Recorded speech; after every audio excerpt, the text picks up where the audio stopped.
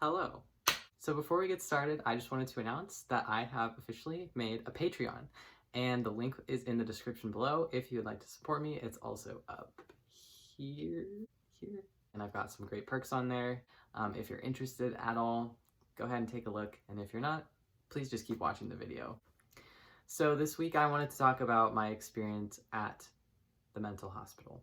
So this is something I've mentioned before, but I haven't really talked about. I went to the same mental hospital 3 different times. And the first time was when I was 12, which was 2012. Second time was about a month later after the first time. And the third time was when I was 13. It was at the end of 2013. And I turned 14 while I was in there. And I stayed that time for 3 months. The first 2 times I only stayed for about 10 days.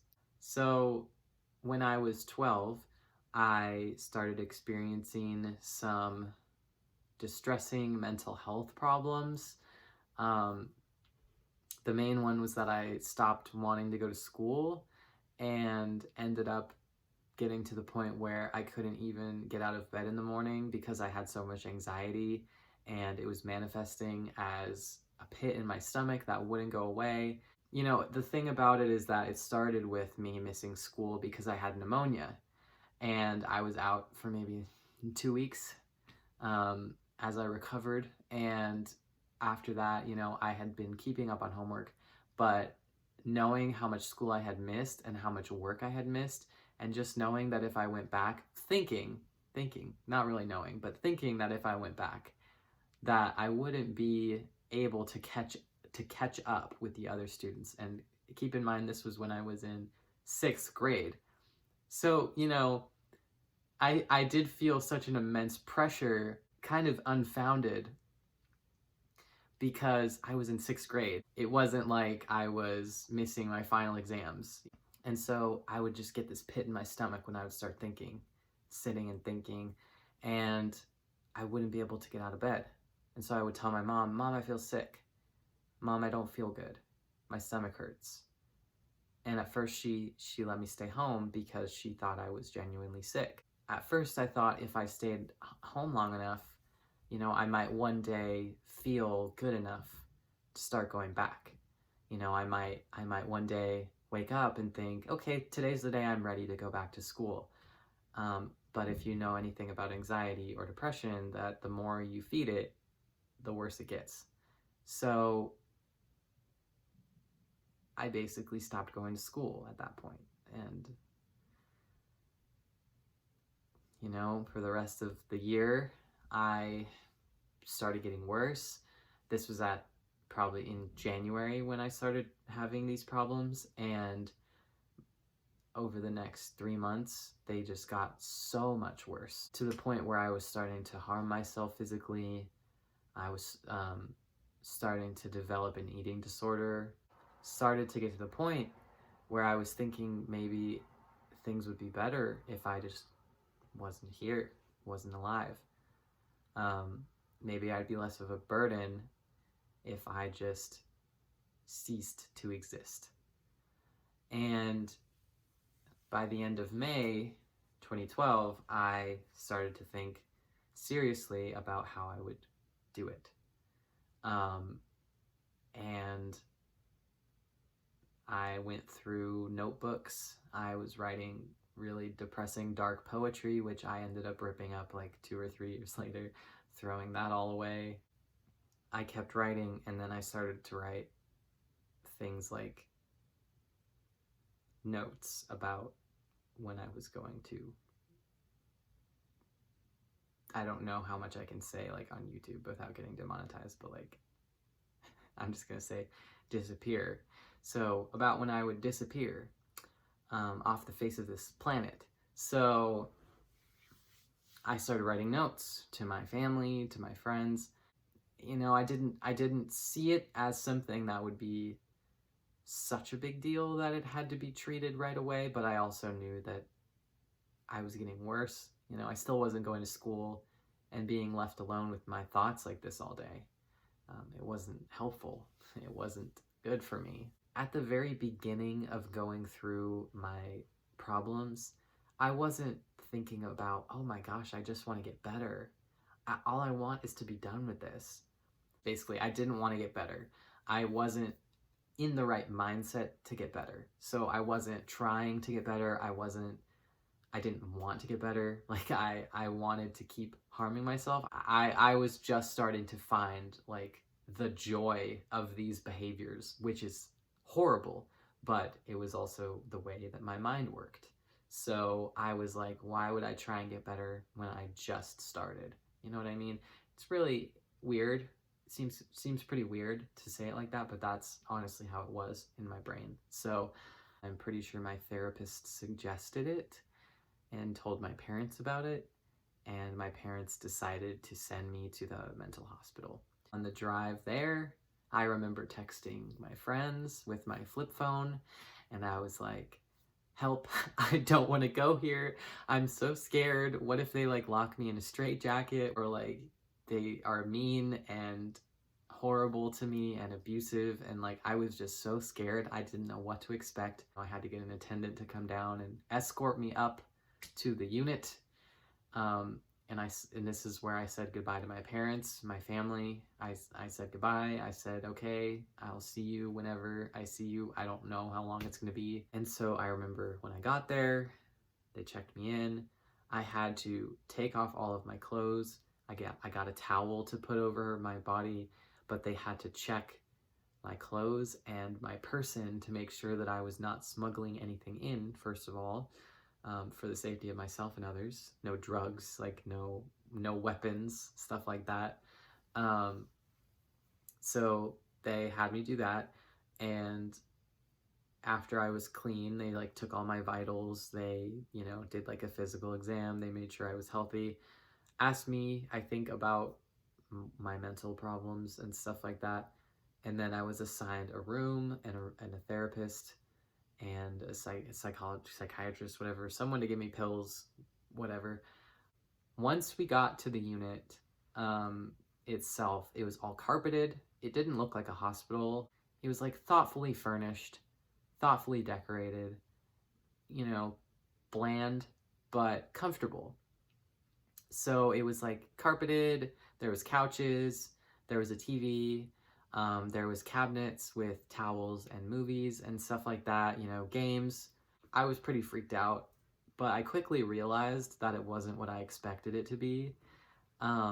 It wasn't being tied down in a straitjacket. It wasn't being locked up in a room alone. It was a lot more freedom than I expected.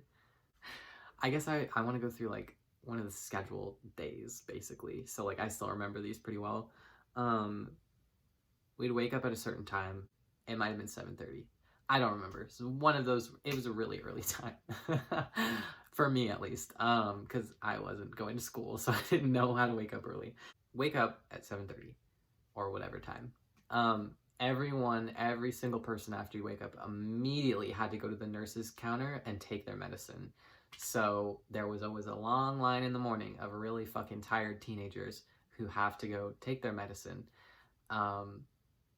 And they medicated pretty much everyone. I mean, everyone had a mental health problem. Looking back, I'm not sure if I really needed any of that medication, but at the time it was just like, okay, give these kids medication so that they just stop feeling things. And I don't want to get into that too much, but like, they diagnosed me with bipolar when I was there, which looking back, it's like, you're going to tell a 12-year-old that they have bipolar and like put them on antipsychotics? That seems kind of crazy to me. I think if I had just kind of gotten a little bit older, might have been able to work through some of that. I don't think you can really tell a 12-year-old who's going through puberty that they have this serious mental health problem. I digress. After taking our meds and getting all medicated and hyped up on whatever it is they give us, it was usually breakfast. I think they gave us a little bit of leisure time in the mornings, like maybe like half an hour before breakfast, so that we could wake up, maybe take a shower, or just hang out for a little bit. In the acute unit, we had meals in a designated area. So they would bring the meals up to our unit because I don't know for sure why. I'm guessing maybe some people had maybe tried to escape on the way down to the kitchen before, because in residential, the food, we would all as a unit travel down to the cafeteria where they would directly serve us from the kitchen. But on acute, you cannot leave the unit. Like, once you're in there, you're in there. You're not leaving. You can only go outside where there's a huge fence, like a prison fence. And other than that, like, you don't get to leave. They would usually serve us something disgusting like cream of wheat, which I fucking hated. Not cream of wheat. What is it called?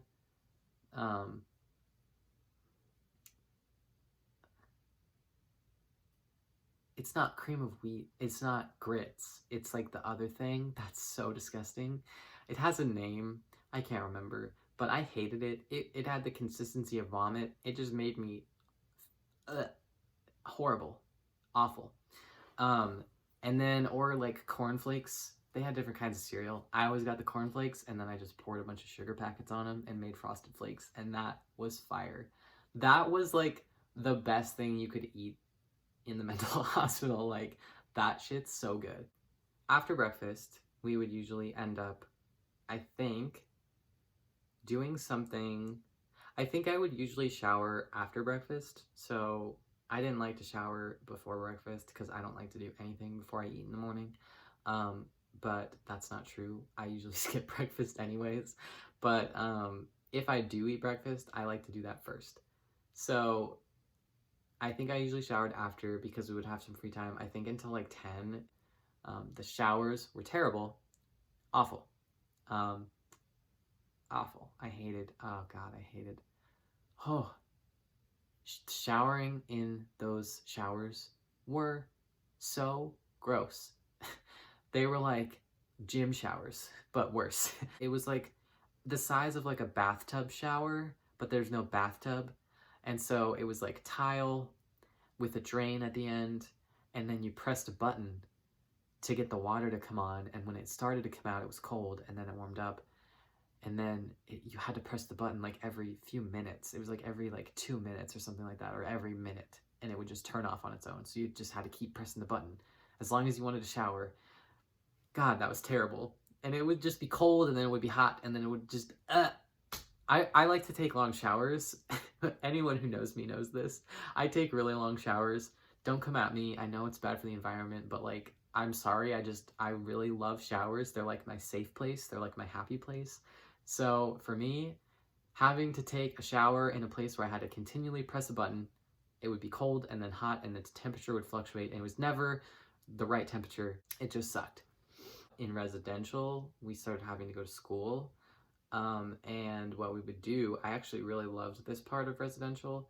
It was like, you would either get to work on a computer program, which was literally made in like the 90s or the 80s. It was made so long ago. It was seriously crazy. It was like one of those applications that's like, I'm gonna date myself here. I'm 20 years old. Hi, I was born in 1999. It's one of those like programs that's like built with literal programming language. So you couldn't type anything in. You couldn't press anything except for like 1, 2, and 3. And it was all like green text with a black background. It was literal like Fallout, like terminal text. Like, it looked exactly like that. And it was this program called, oh my God, what was it called? It was like BIOS or something like that. I don't think it was that, but it was something like that. Maybe it was that. I don't know. But it was like, what I did on there, it was really fun. It was like medical stuff. It was like health. Oh my God, it was like the most fun thing I ever did in school. I learned about the kidneys.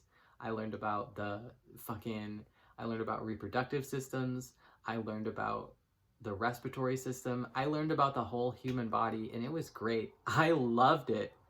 I was like, I would do this over gym literally any day, anytime. Please let me do this. I would love to do this. They also had little packets, which was cool, so I could do that instead of the computer program. So sometimes I did random packets. So I did one that was about like computer programming, which was cool. So they just had like random stuff that you could learn. It wasn't like real school. It was just like, we have to teach you something. Let's just teach you random stuff.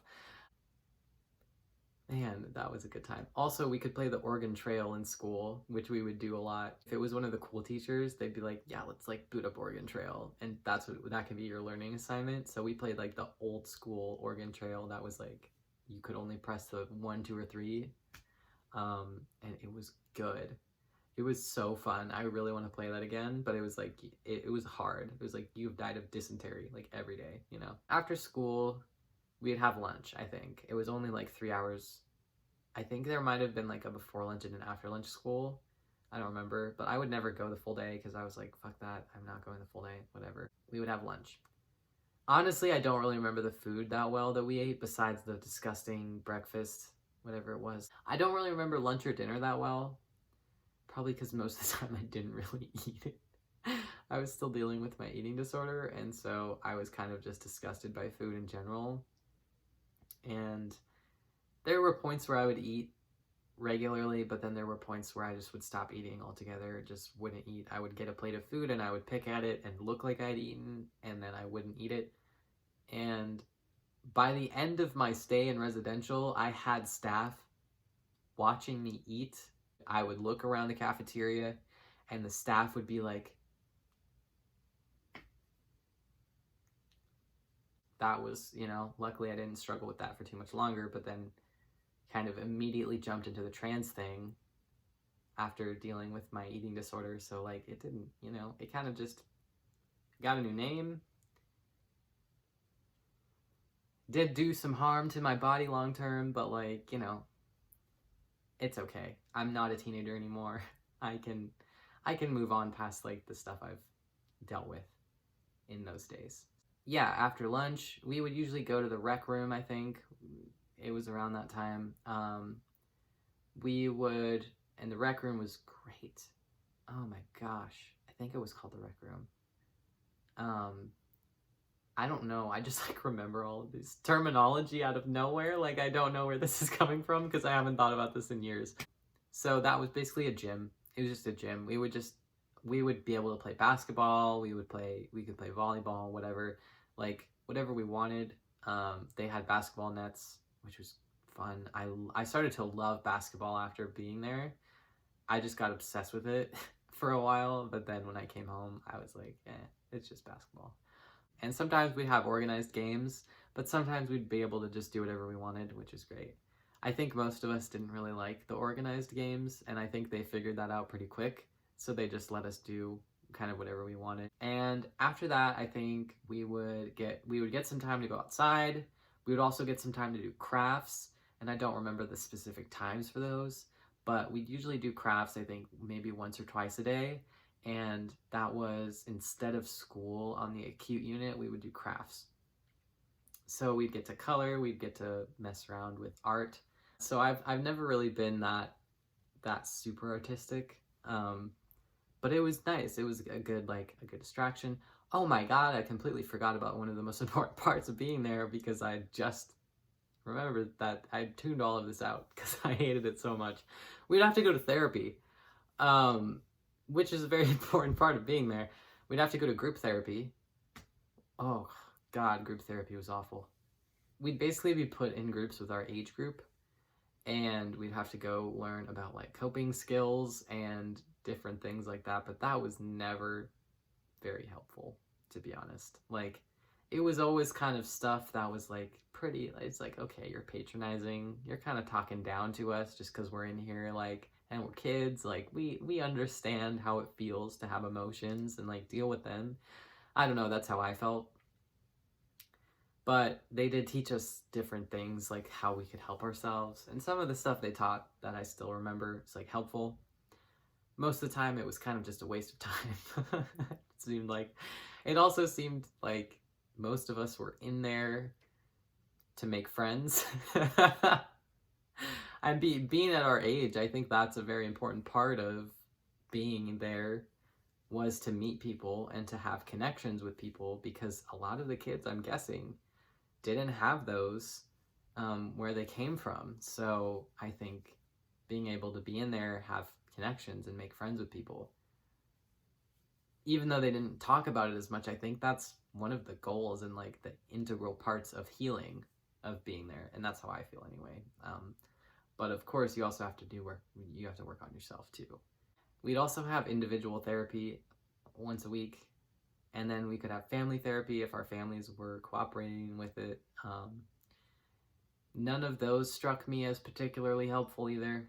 Individual therapy is fine, just kind of didn't really get to the root of anything for me. I think they were more looking at the surface and not too much at like what was actually happening, and kind of just trying to treat the external, like you have bipolar and anxiety and all of this, just take all this medication. Like they didn't really try that hard, I feel, to get to like what was actually the problem. And I think it's kind of the nature of the job, maybe, to just kind of, maybe they just got like a little worn down from dealing with so many different patients who don't really want to get better. But anyways, when we would all get back together, we would all be able to watch a movie. I think we had daily movie nights. We would get to pick something to watch. They had a bunch of different DVDs. And it was usually a kid's movie on Acute because kids were there and they had to be able to watch. So we couldn't watch anything like PG-13, I think. So we had a lot of Disney, a lot of different kids movies that were pretty enjoyable. A lot of good stuff, actually, that I liked. I think outside time was probably my favorite part of being in Acute. We would get to go out, we would get to run around outside. It wasn't that big of a space, but they had basketball hoops out there too. We would get to talk to each other and sit on benches. We wouldn't have as much like moderation.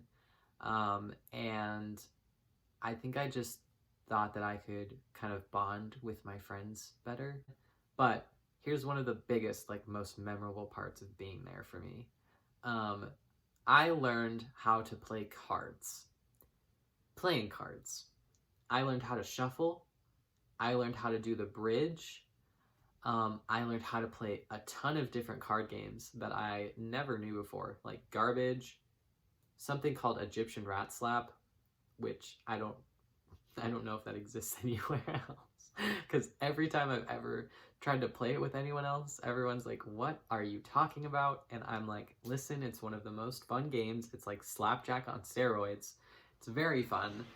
And I just learned a bunch of cool games that I would have never known before, because there was no other way to pass time other than playing cards. So, you know, we all took our meds at night at a certain time. We all went to bed at a certain time.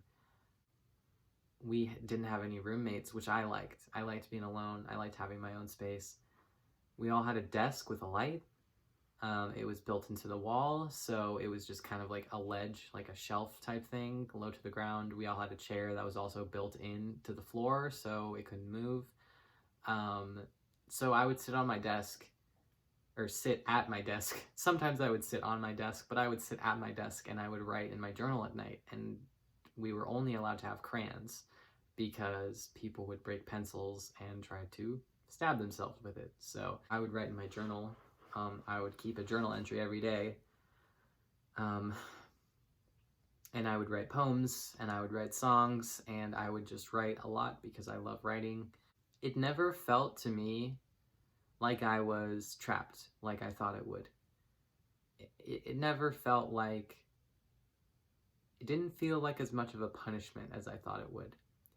And honestly, to me, being able to get out of my house and into a structured environment where I had my whole day planned, and I had people who would make sure that I was doing what I was supposed to do, and that I make sure that I was participating, and just knowing that the staff and the other people on the unit cared about who I was and where I was and wanted to be around me, that was really valuable to me, and it really helped me, I think, ultimately. A few differences between Acute and Residential, though, quite a few. You'd know that you were going to be there longer. So you would meet people and you'd try to make friends, and you would try to keep people in like a circle around you and have people that you knew that you wanted to be around for quite a while. By the time I got to 3 months living there, it felt like it was my home. And being on residential, you would get the opportunity to go home for several days and then come back to kind of reacclimate you to being at home and around your family and stuff like that. And it got to the point where I would visit home and I would talk about the hospital and I would say, oh, I can't wait to be back at home. And then I would catch myself and be like, huh.